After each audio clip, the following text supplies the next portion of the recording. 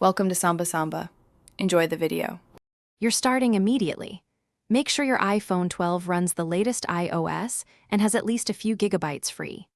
Next, install a third-party app such as FileMyC Pro or Moment that provides manual focus and depth simulating tools.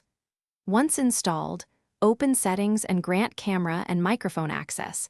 Then open the app and choose HEVC or high-efficiency video to preserve quality. These steps let you approximate cinematic controls that the iPhone 12 lacks natively. Once done, configure the app for a cinematic look. Choose 24 FPS and set shutter near 1/48 or 1/50 for natural motion blur.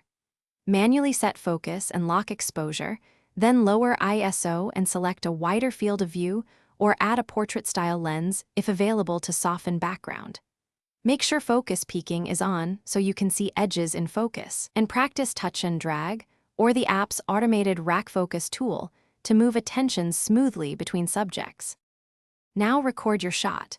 Keep movements slow and deliberate, use a gimbal or tripod, and perform multiple takes to capture clean focus pulls.